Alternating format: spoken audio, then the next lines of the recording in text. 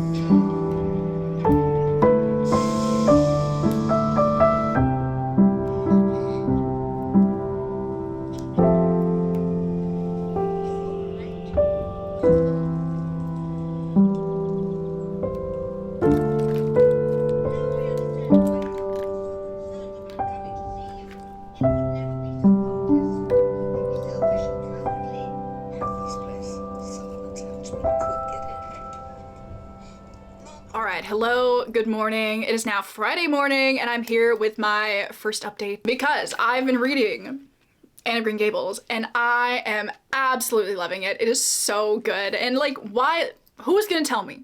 Who is gonna tell me aside from like everybody that told me, but like who's gonna tell me? I absolutely love it so far. It is just so charming and also kind of cozy, very quaint. I just love so many things about it, honestly.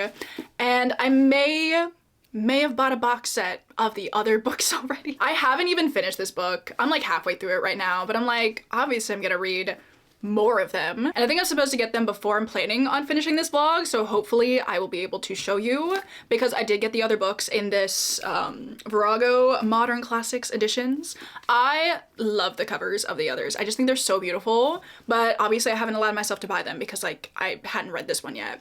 But like I just feel like this is gonna be 5 stars. I just have a feeling that I might give it 5 stars, and I'm so happy about that. And honestly, even if I don't, I feel like I'm definitely gonna want to continue on the series because I know it kind of follows Anne as she gets older, which I think could be really interesting to see how she develops as a character as she, you know, progresses into, I think she gets married in the series at some point. But yeah, I'm just like, I'm already excited to read more of the books in the series.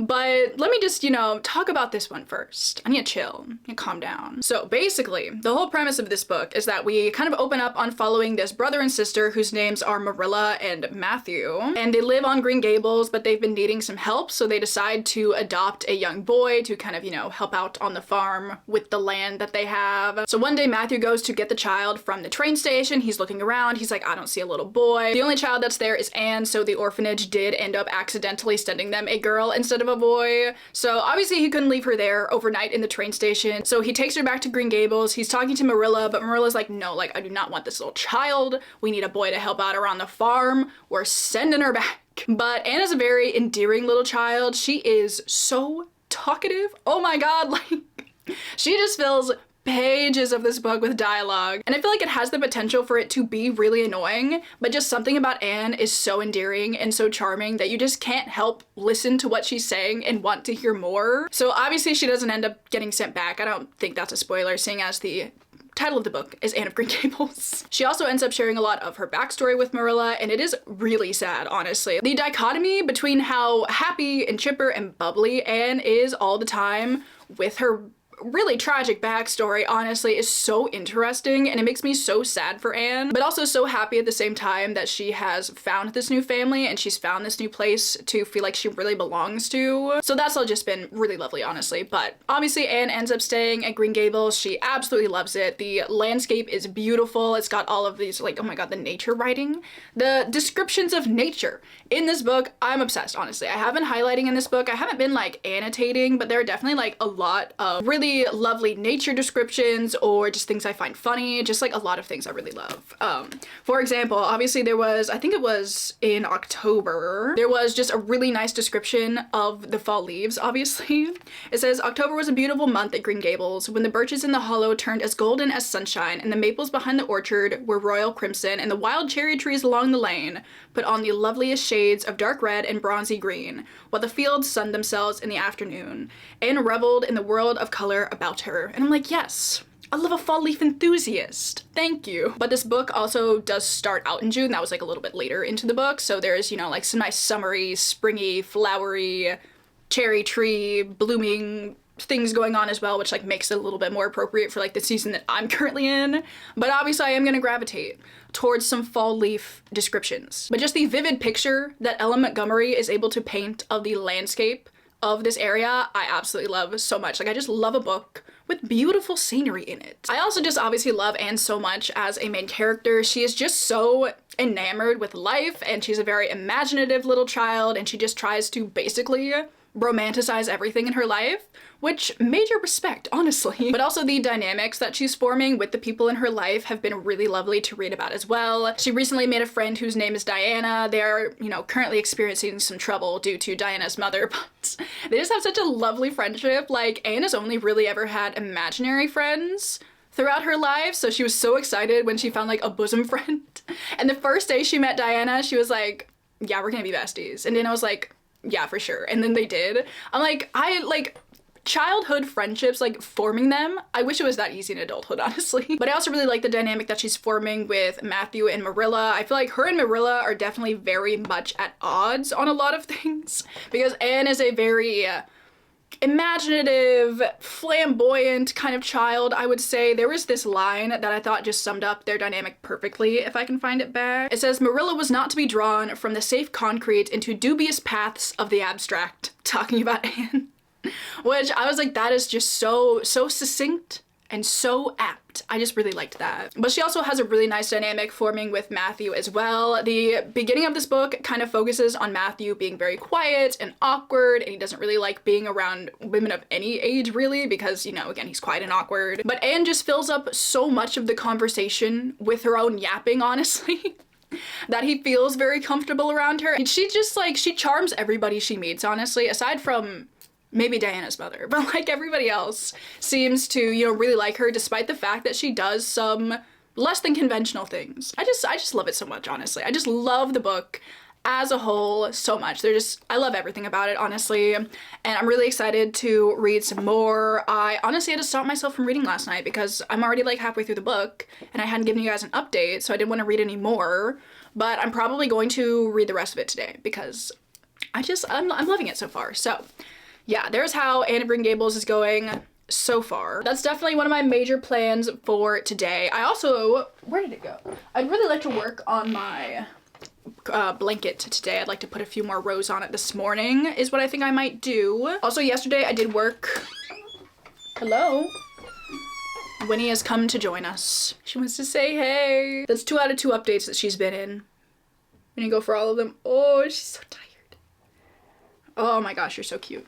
But I can't hold you the whole time. Anyway, as I was saying, I did work on my Bramley hedge puzzle yesterday afternoon, and I did decide to watch Howl's Moving Castle while I was doing it. Because I haven't watched it since last May, which is kind of a crime. And I also like to watch it every spring because I watched it for the first time in the spring, so now like it's a very spring movie to me. And that was really nice, honestly. I just like, obviously I love it. Like the soundtrack, the story, so good. I won't sit here and gush about Howl's Moving Castle because like, I've done that too many times, but it was really lovely, honestly. It was just such a nice afternoon. It was so good. So, having a lovely time so far this week. I'm going to do some crocheting. I don't know what I'm gonna watch while I crochet though. I need to find something to watch. I might watch another like BBC miniseries because you guys did give me some really great suggestions on my video a couple weeks ago when I was, you know, watching the Pride and Prejudice miniseries, which was still so good.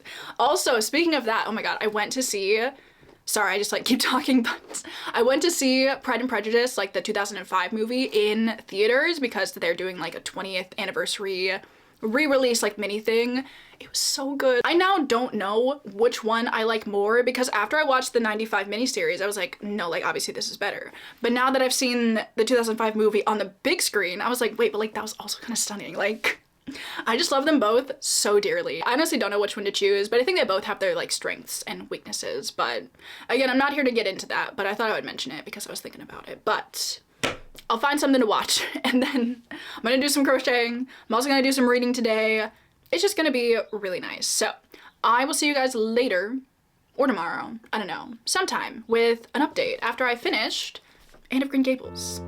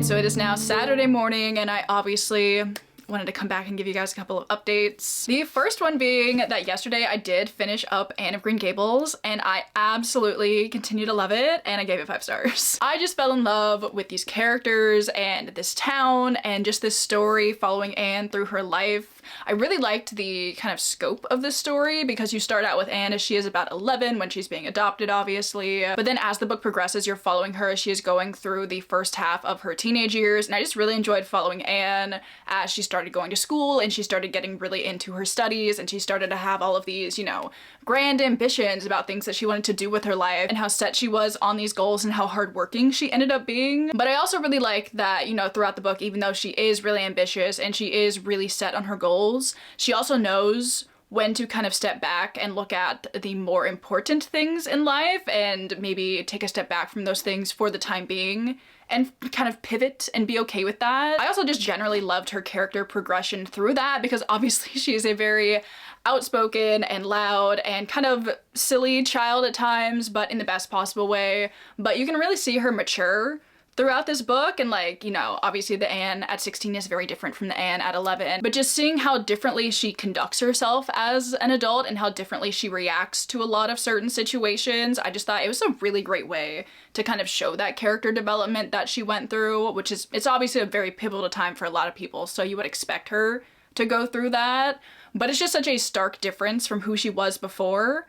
But she still very much feels like the same character, you know? Like, she still has that childlike wonder, that very ample imagination, but it's in like a more toned down and mature way, which I just really liked kind of the time period in Anne's life that this was following. And I'm really excited to follow Anne as she is, you know, progressing into her 20s in the next couple of books. I think it'll just be really interesting to have, like, you know, grown up with this character in a way throughout this story, so I just really like the way that this is told. I also just really continued to, you know, love all the things that I was loving before. I absolutely love so many of the descriptions in this book. I feel like it does a really good job at portraying the changing of seasons and how that also kind of ties into the, you know, seasons of Anne's life that you're going through. I just thought that was a nice kind of way to portray the time that was passing, but there are just so many lovely descriptions of every single season. Let me see if I can, oh, I really like this one. This was a really good kind of, you know, wintry description. It says, Anne came dancing home in the purple winter twilight across the snowy plains. Afar in the southwest was the great shimmering pearl-like sparkle of an evening star in a sky that was pale golden and ethereal rose over gleaming white spaces and dark glens of spruce. The tinkles of sleigh bells among the snowy hills came like elfin chimes through the frosty air, and their music was not sweeter than the song in Anne's heart and on her lips. I just feel like Ella Montgomery truly has a way with words, and I've never read nature imagery that I have just loved and been able to like imagine so vividly, I guess. I also love, like, this is a small thing, but the fact that Anne and Diana basically invented this haunted wood and they became scared of it like through their own imagination. I thought that was, you know, it's got a good moral to it, like, you know, don't let your imagination run away with you, but like also I love a spooky wood, so very, very into that. I also really loved a lot of the relationships and friendships and dynamics that Anne was forming throughout the course of this book. I feel like she really does end up charming just about everybody she meets, but she also, you know, has some animosity with, well, one person in particular. I love that every time she would talk about Gilbert, she would be like, I don't want to talk about Gil, I mean that boy that I don't like. Like, she wouldn't even say his name in full, and I thought it was funny. But I also really liked how, you know, towards the end of the book, again, to like show how Anne was maturing, she was kind of reflecting on that and thinking like, you know, maybe that was a little bit silly, but obviously now they're friends, and I am very excited to see how that, you know, friendship develops. Yeah, so I think that'll be really fun to follow in the coming books as well. And I'm just so excited to read more of the books in this series. I think they're going to be so good. So yes, full 5 stars for Anne of Green Gables. I absolutely adored it. It was so good. It was so good. And I'm so happy that I finally read it. So big success for the start of this vlog. One of my very few 5 stars of the year. I think I've had 4 before this and 2 of those are rereads. So it's been, you know, not a drought, but we haven't been getting a lot of water in the 5-star field. So Happy to have another one, but I also did start an audiobook yesterday, which I did not mention, you know, in the beginning of this video because I just needed something to listen to while I was crocheting. So I figured I should read When the Crow's Away by Orly Wallace. This is the second book in the Even Fall Witches B&B mystery series kind of situation, and it takes place in spring, so I was like, obviously I need to read it in spring. Despite the fact that it is like a witchy cozy mystery, it still very much feels like spring, so I'm glad I decided to pick it up, and I'm just, you know, enjoying listening to the audiobook. Currently 54 pages into it and I'm really liking it. It is basically a cozy mystery, and it is following our main character Bryn, who lives with her two aunts in this B&B that they run. Very much feels like Gilmore Girls meets Sabrina the Teenage Witch. The two aunts give me major Hilda and Zelda vibes from the, you know, like original Sabrina the Teenage Witch sitcom, whatever,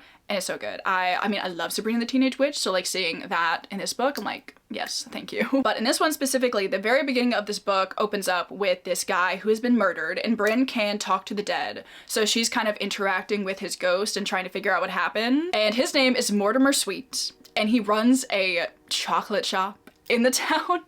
Like, like his name is Mort, which like means death, and then his last name is Sweet and he runs a chocolate shop. I'm like, it's so corny, but like in this scenario, I love it because like that's what I kind of expect from a cozy mystery. So I'm not even mad about that. Like I just love that. And we're following Bryn as she is, you know, dealing with his ghost, and he is very adamant that he has been murdered, despite the fact that he had heart problems and like pre-existing conditions that could have contributed to a not murdery death. He is convinced that he was murdered, and he has enlisted Bryn to figure out who murdered him, even though like he has an idea of like who murdered him, whether or not he's correct, I don't know. But he is persistent that he was murdered, and she needs to figure out who did it and why. So that's kind of the mystery that we're following in this one. Just kind of goofy and fun. I love the kind of witchy small town in Maine vibe, very much into that. So this has been fun, and that's kind of like, you know, what I'll be listening to on audio. And then last night, I'm not gonna give like an update on it because I started it so briefly, but the next book that I'm gonna be starting is Garden Spells by Sarah Addison Allen. I made it up to page 13 last night. It was like 2 a.m. last night. I don't know why, but my mind was wired. So I was like, I need to like calm down. So I read like 13 pages of this book, and then I promptly fell asleep, which is exactly what I was wanting. But I can tell even from the first 13 pages of this book that like very much practical magic vibes. But obviously I'm sure the story will diverge and will not be too much like it, but I like that so far because obviously I like practical magic, so not too mad about that. But this is the next book that I will be reading because I definitely want something, you know, a little bit more contemporary. I loved Anne, but you know, it takes place in like the 1800s, and I just want to like pivot, and then I'll go back to like a more classic-y feeling kind of book. But let's see, this morning I did some journaling, so that was fun. I think later today I want to do some baking. I kind of want to make some oatmeal chocolate chip cookies because I love oatmeal chocolate chip cookies. Not oatmeal raisin cookies because raisins are nasty. That's just the truth, honestly. Like, don't even tell me I'm wrong. But I love an oatmeal chocolate chip cookie. Something about the texture, something about the flavor is just so good. And I've never made them myself, so I'm gonna change that. I'm gonna do that today. And I think it'll be delicious. You know, aside from that, I don't really know what else I'm gonna get up to today. Probably some reading, obviously, but I don't know. We'll just see what I do. Also, Winnie looks so cute right now.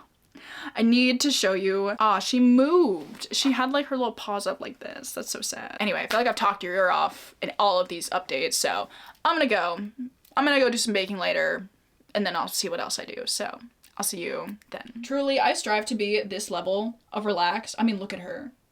I don't think I've ever been this relaxed in my life. Oh, look at her little paw. Okay, anyway, I'll see you later.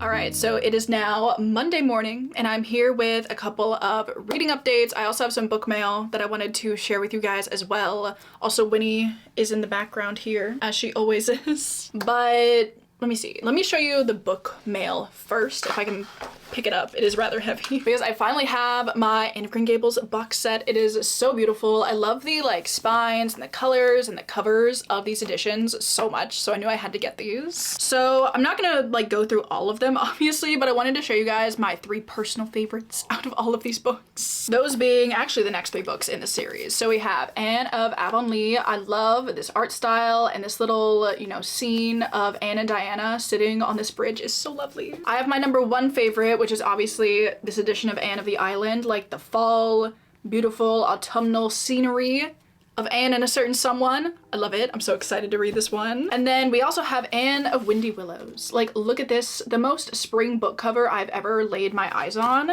These are so stunning. Like, these are my three favorites in the box set. Obviously the rest of them are really pretty as well. So we have Anne of Ingleside, we have Anne's House of Dreams, we have Rainbow Valley, and then we also have, if I could grab it, Rilla of Ingleside. I do believe the later books in this series do kind of shift focus to Anne's children, which could be kind of interesting, but obviously right now I'm just excited to read the next one and follow Anne a little bit more. So yeah, there's my fun book mail. I do need to find a spot for these on my shelves, so I might do that later in this vlog sometime. But I'm just so excited to have these. And obviously I am going to be selling the first one that comes in this box set because I already have it. So if you guys want this edition, I'll put it on my Pango if anybody wants to snag it. So aside from the book mail, I do have a couple of reading updates that I would like to share. The first one being that I finished When the Crow's Away yesterday, but I finished this and I knew this was gonna happen because a couple of you guys did tell me that like there's a major cliffhanger at the end of this book, and the fact that I don't know if there's gonna be a third book or not,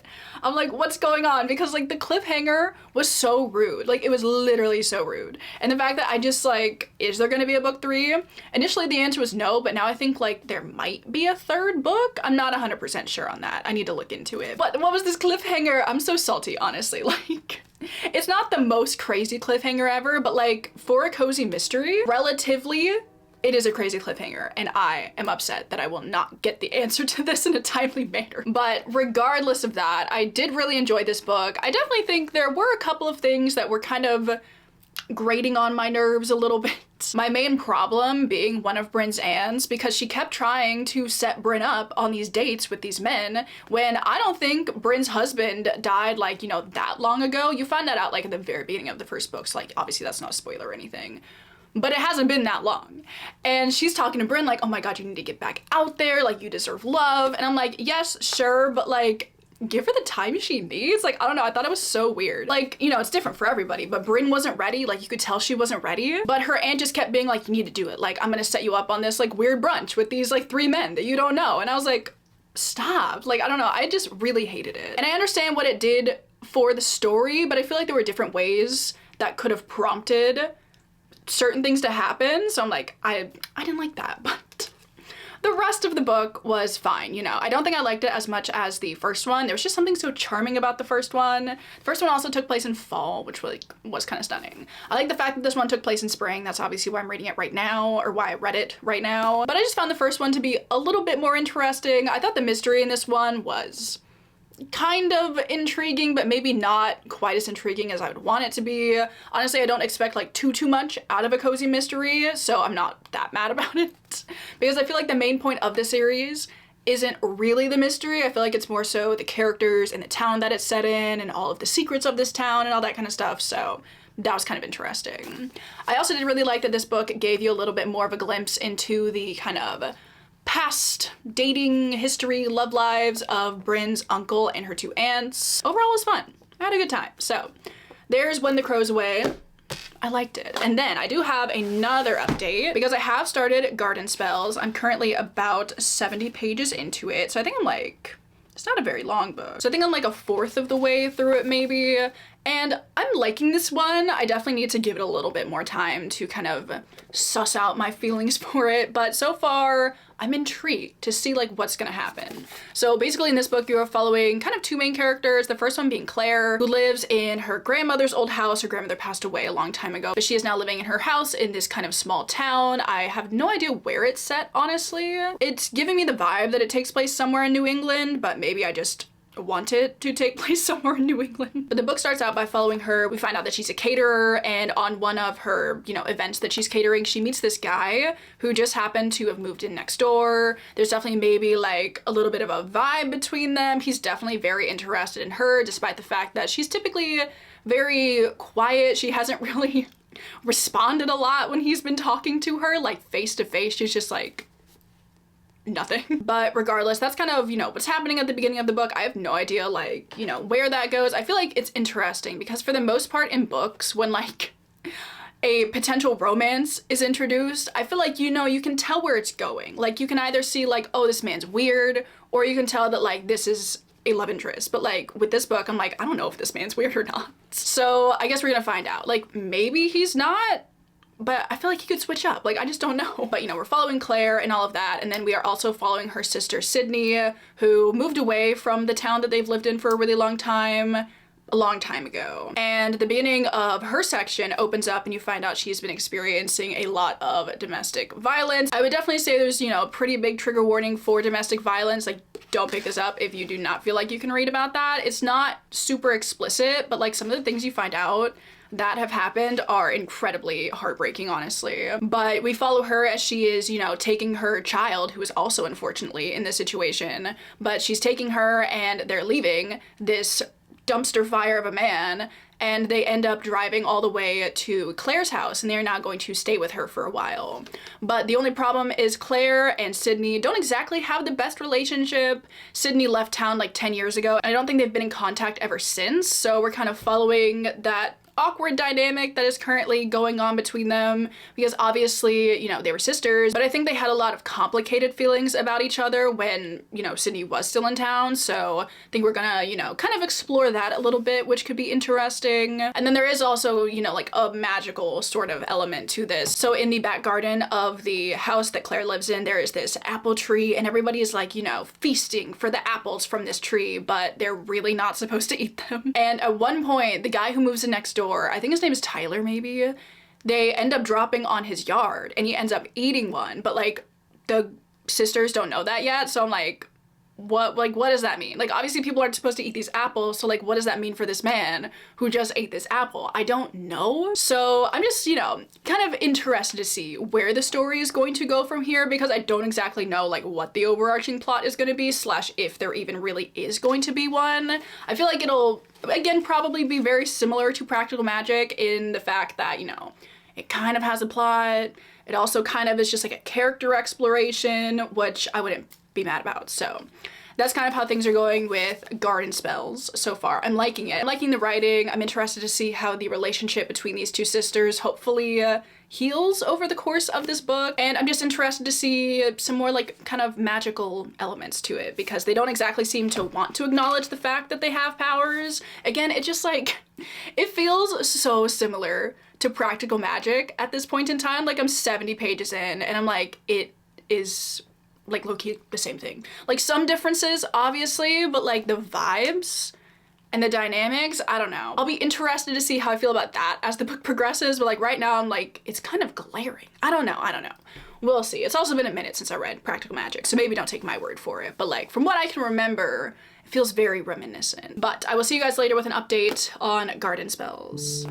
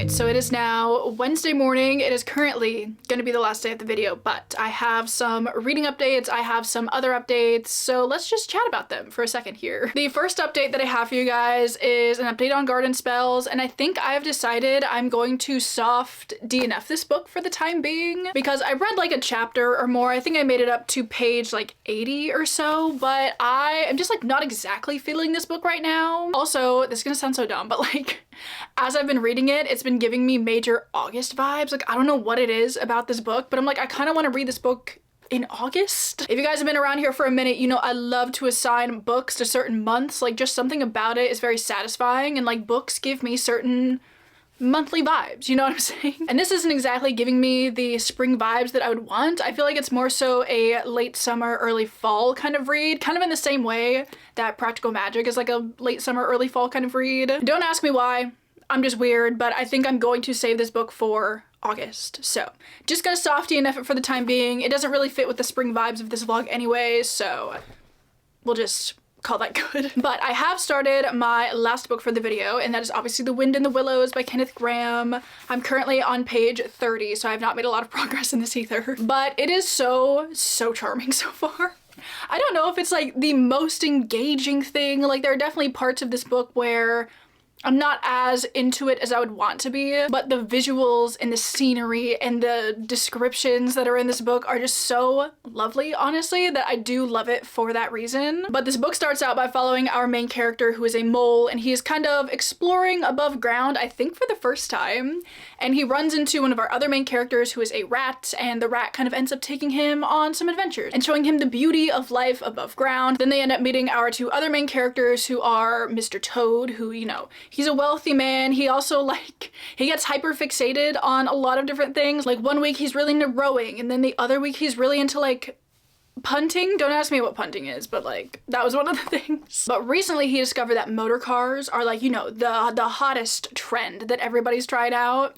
So he decides that, you know, he wants a motor car. So very much reminding me of, you know, the animated special. I feel like that's kind of the main element from this book that it has been, you know, drawing on. So I think that's kind of interesting, but like that's not really the point of the book, but it's kind of like a side quest that Mr. Toad is going on, I suppose. So we've been introduced to him. He is quite a character, honestly. And then there's also a badger, who I don't think they've been, you know, like fully acquainted with yet, but I know he's like the other kind of main character in the story as well. So it's just been very fun so far. I'm having a good time with it. Again, it's not exactly as, you know, engaging as I would want it to be. Something about the writing, I don't know, like, I just think it's so interesting because I think Anne of Green Gables and this book might have been published in the same year, if not like a year apart. This one was published in 1908, and I think this one was also published in 1908. Yeah, so they were published in the same year, but like I find The Wind in the Willows to be a little bit harder to comprehend, like the writing style. It's not hard necessarily, but it's like a little bit more of what I would expect with a classic. Like this one is so easy to read, so accessible, honestly, but this one is like, you know, a little bit elevated, I suppose. And maybe it's just the fact that this one's a Canadian classic and this one is a British classic, and different writing styles were kind of in at the time in those countries. I don't know, but I think it's interesting to kind of compare them. But I'm thinking I might listen to the rest of this book on audio. I have a couple of things that I would like to do today, so I'm kind of thinking maybe I'll listen to this one and that'll be kind of a nice experience. I don't know.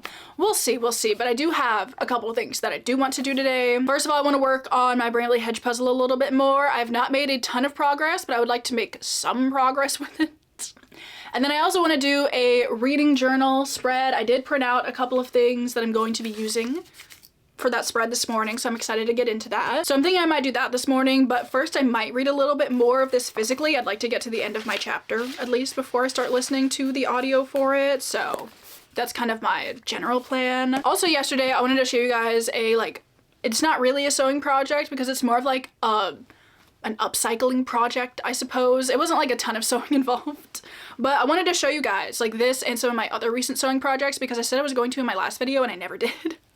So I thought that might be fun to share with you guys, if you care, that is. So first of all, I got this denim shirt from the thrift store the other day, and I just really liked the color of denim. I liked the wash. I liked the kind of fit of this shirt, but it had an embroidered detail like above the pocket on the other side, and it wasn't like a cute embroidered detail. It was like a whatever bike race planning committee from like 2001 or something. And I was like, okay, well, I was not on that bike planning committee in 2001. I was literally like 9 months old. Okay, so I decided to cover it with like just 3 little scraps of fabric. And I thought this was a cute way to kind of fix it. Initially, my plan and what I started doing was picking out the machine embroidery that was on the shirt. And it was taking me so long, like so long. Like, it can be done, but it was not going to be done by me. So I decided to just cover it instead, and I feel like this worked a lot better. So yeah, I feel like it's really cute. It's not exactly what I wanted the denim shirt to be, but I still like it, and it's fun, you know. And then I thought I would also show you a couple of other things that I have made recently. The main one that I've been wanting to show you guys is the fall purse that I made, because a couple of videos ago I showed you like the purse that I've been using, which is like, you know, it's got these fabrics on it. Like this one, the 2 blue ones in it. It's very cute if you want to see it. But I showed you guys the fabric that I was going to use for my fall purse, and I did make my fall purse, and I think it's so cute. But here she is. Look, I also keep my medications in it, so like don't mind the pill sound. So here's how she looks. Initially it has like a bow closure on it, but I put like a little snap closure on the inside instead, and well, if it would stay snapped, that would be nice. But that's kind of what I did. And then I also added these 2 bows on the side. They're also removable. I put like little tabs here where I could like take the bow off if I wanted to, just in case I ever want, you know, a different look, just like a more simple look. But I do love the bows. I think the bows on each side are super cute. So there is my fall purse that I've been meaning to show you guys, because I said I was going to, and I never did. So in case you guys ever thought this video was feeling a little bit too springy, here's a little bit of a fall project that I worked on. So those are the couple of sewing things that I've been up to recently. I love them all, so I hope you enjoyed seeing them. But it is now time to get into some reading, get into some journaling. I'm gonna do some puzzling later, and I will be back probably once I have finished The Wind in the Willows.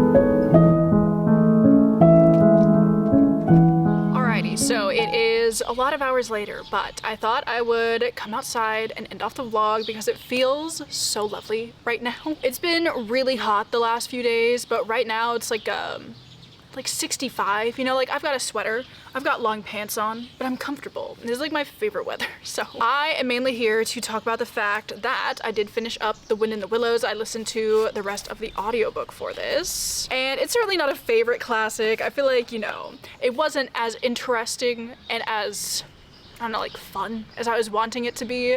Definitely very quaint. Quaint as hell, honestly. Beautiful nature imagery. I loved a lot of the like messages in this book and like the persistence of nature and all of this like great stuff. So there were a lot of things I liked about it, but overall, I don't know if I would reread it. I'm glad that I did read it, but I don't know if I would ever reread it, you know what I'm saying? But the rest of the story really pivoted, I feel, from the first part of the book, because in the first part of the book, I feel like, you know, we're following like a couple of different little storylines that are going on, but the second half of the book mainly focuses on Mr. Toad as he gets arrested for stealing a motor car, and we're kind of following him as he is busting out of jail, running around the English countryside, trying to dodge the cops, that kind of thing. He ends up getting himself into a lot of different situations. He learns a lot of things along the way. He ends up being, you know, a new man at the end of this book because he is incredibly conceited. One of my favorite things.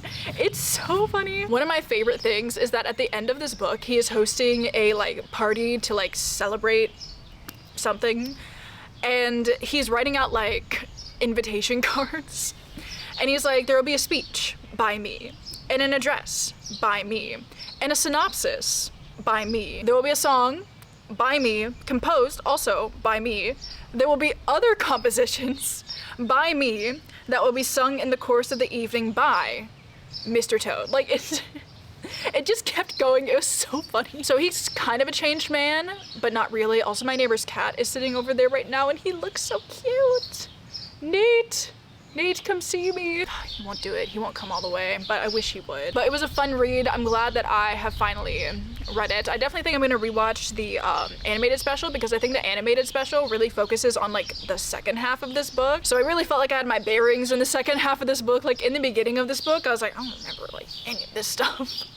But in the second half, I was like, oh, okay. I get it. I had like, you know, visuals and all that good stuff. So liked it, didn't love it, but I'm glad that I read it. So there's that. But with that, with the wrap up on The Wind in the Willows, I am currently, you know, at the end of this vlog. So, ooh, there's a bug. I've had so much fun filming this video over the last, God, these damn bugs. I've had so much fun filming this video over the last week, so I really hope you guys have enjoyed it. I definitely like to go all out for other seasons that aren't fall sometimes, not very often, but I had a lot of fun filming this one, so it was all good. But let me, you know, quickly go through the other books that I read in this video, and then we'll say bye. So I also read When the Crow's Away, really enjoyed this one, very, very fun. And then I have, obviously my 5-star read, Anne of Green Gables, so good, I loved it. However, I must say, I forgot to say this morning, but I did watch the very first episode of Anne with an E. It's like an hour and a half long, so I feel like I've given it a fair chance, and I honestly don't know if I'm gonna continue. I think I would rather just go watch the 1985 adaptation. Something about the TV show I wasn't absolutely loving, and I'm really sad about that, because the casting and the sets and the scenery, scenic shots, whatever that are in it, are stunning. I really like a lot of elements to the show, but like the tone of it is interesting and not what I would expect from an Anne of Green Gables adaptation. And I see what they're going for.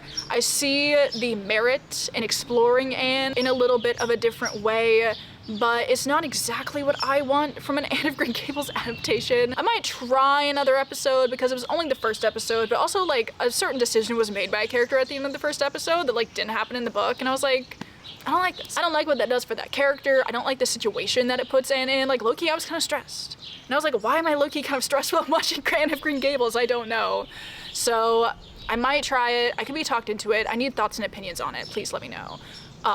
But in the meantime, I'm gonna watch the 1985 adaptation because so many people love it. I heard really good things about it. So that has nothing to do with like the book, but I wanted to let you guys know, give you an update on my Anne adaptation watching. So I absolutely love this. This is one of my new favorite classics. It was so good, and I cannot wait to continue on with the series. I will be reading Anne of Avonlea very soon. and hopefully it'll be as stunning as the first one is. So yeah, those are the 3 books that I read in this video. I did also read, you know, like 60 pages of garden spells, which I was liking. Softy enough for now. We'll get back to it though. I definitely want to read it like in August, as I said. So I believe we have now officially come to the end of the video. I really hope you guys enjoyed this vlog. As I said earlier, I've had so much fun filming it, so I really hope you liked it. I would obviously love to know if you guys have read any of the books that I read in this video. Namely, have you read Anne? Please let me know. Let's talk about it. I know I've been saying I'm gonna read this book for, oh my god, he's coming over. Nate, come here. I know so many of you guys have been wanting me to read this book because I put it on many TBRs. So the fact that I finally did it and I loved it, I'm so happy about it. And he's coming over. Come here, sir. He's sniffing the tripod. He's so cute. Where you going? I just walked that way. But yeah, I'd love to talk about this with you guys, or we could, you know, talk about these two. That could be fine as well. But yes, I have officially reached the end of the video. I'm gonna let you guys go. So thank you again so much for watching. I hope you're all having an amazing Monday, or whatever day it is that you are watching this video. And I will see you all in my next one. Bye!